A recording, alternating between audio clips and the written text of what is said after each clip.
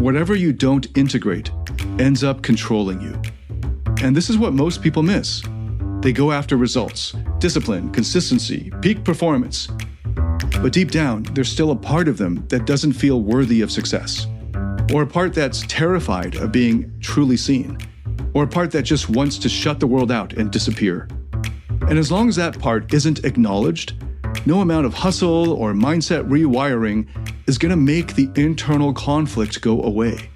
You'll just feel more and more like you're fighting yourself. Welcome to Beyond Success, the podcast for high achievers seeking deeper meaning, fulfillment, and purpose.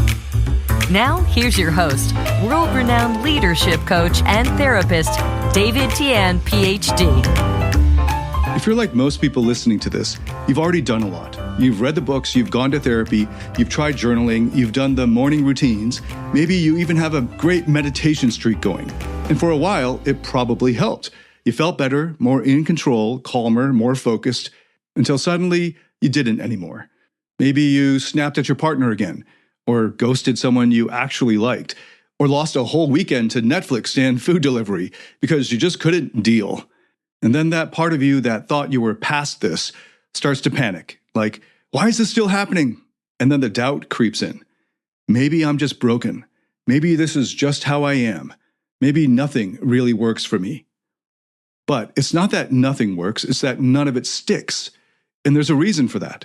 It's not because you haven't worked hard enough. It's not because you didn't try the right techniques. The reason those changes didn't last is because the growth never went all the way down. Most personal development happens on the surface. Even therapy, if it stays in the realm of talking, can actually miss the parts of you that are actually running the show. Those parts of you that shut down when things get too close. The ones that panic when you get too happy. The ones that go numb under stress or lash out when you're scared. They're not bad parts. They're not trying to sabotage you on purpose. They're just stuck in old roles. And unless those parts are brought into the process, unless they're included and understood and integrated, you can make all the progress in the world and still feel like you're back where you started. That's why this episode exists. I want to show you what real transformation actually takes. And I want to give you a glimpse, just a taste, of what your life could feel like if those inner parts were no longer fighting against you, but working with you. Because that's when life gets really good. Not perfect, not painless, but full, authentic, harmonious. And yeah, there's effort involved, but it's not the kind of effort that burns you out. It's the kind that brings you home. And who am I to be telling you this? I'm Tian. For almost the past 2 decades, I've been helping hundreds of thousands of people from over 87 countries find fulfillment, meaning, and success in their personal and professional lives. I've got 3 points that I want to walk you through in this episode, and here's the first one. Most of what's sold as personal growth is actually just behavioral patchwork, a temporary fix, a short-term lift, a surface-level shift that doesn't touch what's actually driving your emotions and actions. And the truth is, even a lot of coaching, especially the high-performance kind, makes this mistake. They go straight to the outer layers. They get stuck there, to the symptoms. They try to tweak the routines, optimize the schedule, develop new productivity systems, reframe the thinking. And sure, you can get some results from that. You might even feel a little better after, but only for a while, because it never really lasts, because the patterns always come back. That voice that tells you that you're not doing enough. That pressure in your chest when someone gets too close. That part of you that says, you don't get to relax until everything is perfect. And you can outwork it for a while. You can meditate and journal and check all the boxes. But at some point, one of those old parts is going to slam the brakes on you. Not because it wants to ruin your life, but because it's scared. And here's where most of the mainstream stuff misses the mark. It tries to override those parts, bypass them. It treats them like obstacles, like things to conquer or eliminate. But those parts are not your enemy. They're parts of you. Wounded parts, exiled parts, protective parts, parts of you that formed a long time ago to help you survive. And that this isn't just a metaphor. It's actually how your mind works. Dr. Richard Schwartz, the founder of Internal Family Systems Therapy, discovered this firsthand. He was working with clients that kept sabotaging their own progress. No matter how much therapy they did, the same defenses would keep popping up. So he got curious. He started asking those parts questions and listening to them. And what he found was this. Every one of those problem parts had a reason for what it was doing, even the ones that seemed harsh or destructive. There was always a purpose, a positive intention behind the pattern. Once those parts were seen and heard, once they were included in the process, instead of shoved into the background, real transformation could happen. Not forced change, not a new performance mask, but actual, lasting, internal alignment and harmony and integration. Carl Jung pointed to something similar decades earlier. He said that real healing doesn't come from perfection. It comes from wholeness, from bringing the unconscious into consciousness, from making space for the parts of ourselves that we usually try to ignore.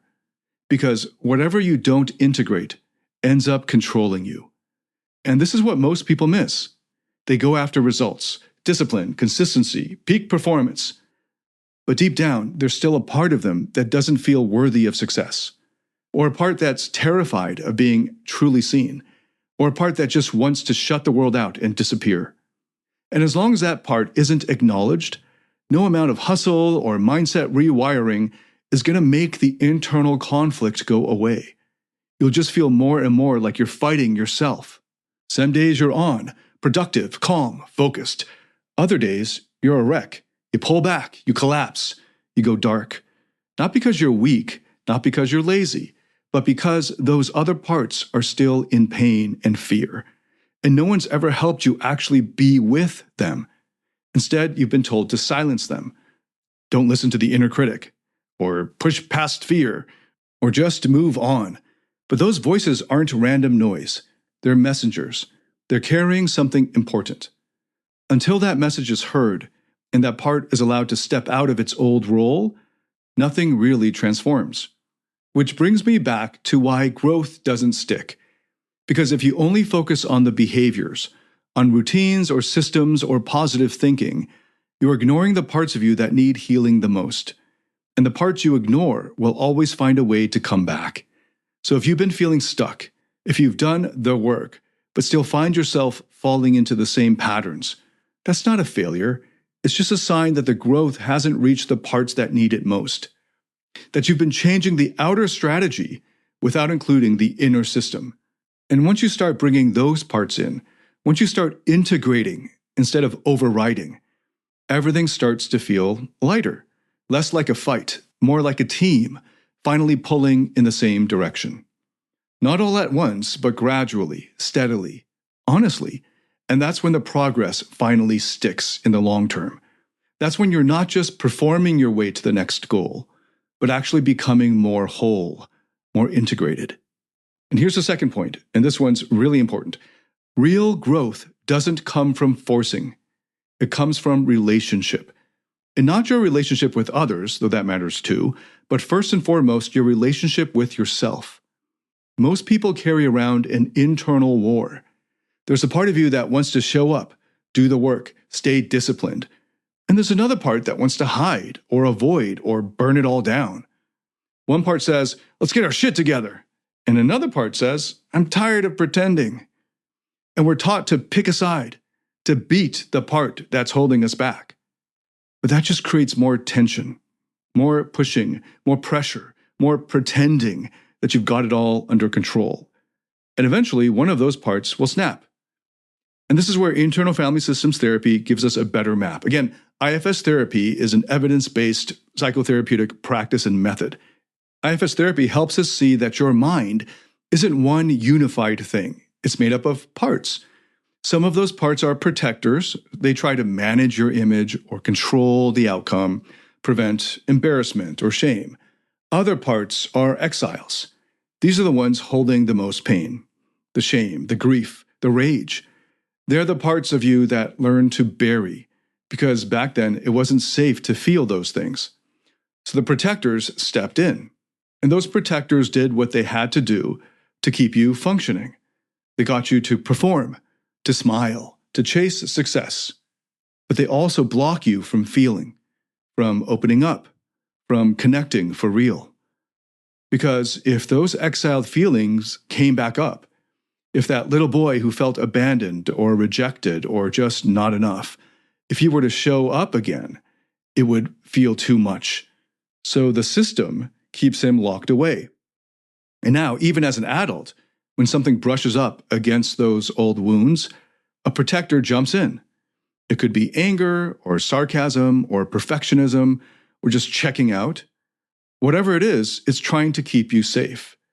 But safe doesn't mean fulfilled. Safe doesn't mean whole. Safe just means numb. And here's the thing, those protector parts aren't bad. They're loyal. They've been working overtime for years. They just don't realize the war is over, that it's actually okay now to feel those things, to welcome back the parts of you that got left behind. But that only happens when you stop fighting them. You can't force a protector to stand down. You can't guilt or hustle or reframe your way into integration and wholeness and harmony. You have to build trust. You have to get curious. You have to listen and seek to understand. And when you do, when those parts finally feel safe enough to relax and trust you, what happens next isn't like fireworks. It feels more like relief, like your nervous system exhales, maybe for the first time in decades. You don't have to keep pretending you've got it all figured out. You don't have to brace yourself every time something feels a little too real. You just get to be here, fully, without splitting off from yourself. That's what integration is. Not fixing, not erasing, welcoming. Many high achievers struggle when it comes to managing their emotions or navigating their relationships, and they hit a wall when it comes to emotional mastery. Maybe you've noticed that stress, frustration, or anger is seeping into your personal or professional life, or you feel disconnected from those you care about. That's where David Tian's Emotional Mastery Program comes in. It's based on peer-reviewed, evidence-backed therapeutic methods to help you find happiness, love, and real fulfillment. Learn how to break free from the emotional roller coaster and start thriving in every area of your life. You can find out more at davidtianphd.com/emotional mastery. That's DAVIDTIANPhD.com/emotional mastery. The protector part that learned to micromanage every situation, you don't need to crush it. You need to understand what it's most afraid of. The part of you that makes you shut down when things get too emotionally intense, that part isn't broken. It's guarding something precious. And when you start to approach these parts with compassion instead of trying to control, you stop being at war with yourself. And that's when the true healing can actually start. Because now you're not just adding more productivity hacks to an already overloaded system. Instead, you're rewiring it at the root, from conflict to collaboration, from protection to connection. And this is what most coaching and therapy skips. This is what high achievers rarely slow down enough to even notice. But this inner system of parts, this is where the real leverage is. Because once your internal parts stop fighting each other, you stop burning so much energy just holding yourself together. And suddenly you've got all this capacity, not because you forced your way there, but because your whole system is finally moving in the same direction. Aligned, harmonious, integrated. So if you've been doing the work, but still feel stuck, it might not be that you're doing it wrong. It might just be that some of your parts weren't ready to come along. Not yet. But they are waiting. And once they're ready to be heard, and once you're ready to meet them, everything inside starts to settle. And what's left isn't some new version of you. It's the true you, finally integrated, whole. Now, let's move to the third and final point. What does real integration actually feel like? Because this can all sound kind of abstract, right? Parts, protectors, exiles. Okay, so what does this actually look like in your day-to-day life when it starts working? Here's what I've seen, not just in myself, but in hundreds of people I've worked with over the many years. When your internal system becomes more integrated, life stops feeling like such a grind. You're not waking up every morning with a sense of dread, already bracing for impact. You're not second-guessing every decision or ruminating over conversations hours after they've ended. You're not constantly negotiating with yourself just to get through the day. Instead, there's this quiet steadiness. You make a decision, and it feels clean. You take a break, and you actually enjoy it without guilt. You're fully present with your spouse, your kid, your team, and it doesn't feel like effort. That doesn't mean there's no stress or that life becomes this smooth, perfect ride. It just means you're not making it harder by fighting yourself the whole way. Let me give you an example. A while back, I worked with a guy in his late 30s, successful on paper, working in finance. Let's call him Mark. He came to me because on the outside, things look good. High income, top university, very highly educated, plenty of matches on the dating apps, decent friends circle. But inside, he felt constant tension. He told me he never felt relaxed. He never really enjoyed his wins. And his romantic relationships never lasted for more than a few months. He was always either performing or pulling away. No in between. He told me he'd done all the usual stuff, therapy, journaling, cold plunges, even ayahuasca. And some of it helped for a while, but he always ended up back in the same loop. So we went deeper. We started mapping out his parts. And over the ensuing weeks, a few of his parts stepped forward in a big way.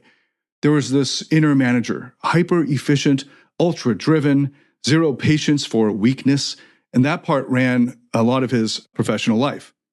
And then there was this younger part, about 10 years old in him, that carried this deep fear of being abandoned. And every time a woman got too close emotionally, that part of him panicked, which would then trigger another protector, one that would ice people out, stop replying, start scanning for someone better. None of this was happening consciously for him. But once we started getting these parts into dialogue, once Mark was able to lead the system from his true self, then everything started to change in a major way. His true self, by the way, is that inner state that's calm, curious, clear, and compassionate, and courageous. And when you're in that state, your parts start to relax more. They trust you to lead. You're no longer being hijacked by fear or urgency or self-criticism. You can feel emotions without getting swept away by them. You can say no without feeling guilt. You can love without losing yourself. For Mark, that started showing up in simple but powerful ways. He stopped ghosting the women he liked. He started sleeping through the night without waking up in a panic. He got into a relationship that didn't trigger his usual push-pull cycle. And when things got really hard, he didn't just collapse. He was able to stay present, because now those scared parts inside him weren't being shoved away or exiled. They were being heard, held, led. That's integration. It's not this big breakthrough moment with fireworks and tears and epic music playing in the background, though it sometimes feels that way. Instead, it's you waking up one day realizing that you're no longer fighting to feel okay, that your inner world has some more space in it, and that you can breathe deeply. And that when something really challenging comes up, your first instinct isn't to run or numb or overanalyze or overintellectualize. You just meet it with presence, with leadership. And that's what makes the difference. Not another new tactic, not another dopamine hit from temporary success, but instead learning how to lead your own inner system with compassion and clarity.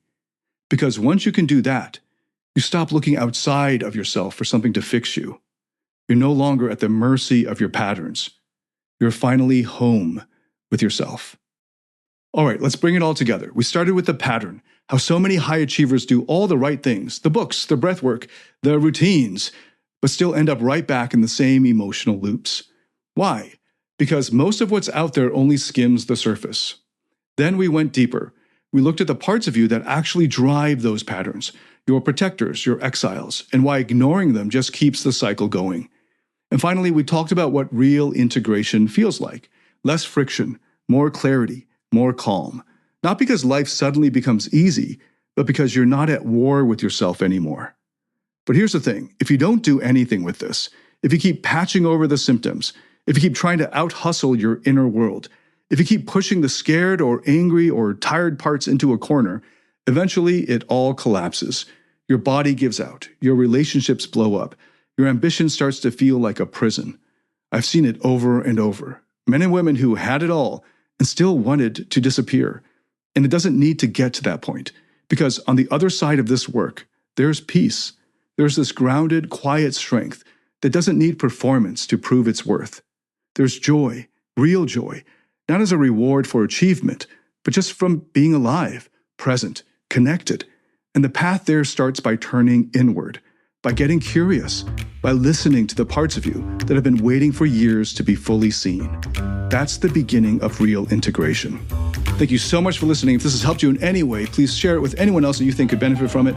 If you have any feedback whatsoever, leave a comment or send me a message. I'd love to get your feedback. And if you liked it, hit a like or give it a good rating on whatever platform you're listening to this on. I look forward to welcoming you to the next episode. Until then, David Tian, signing out.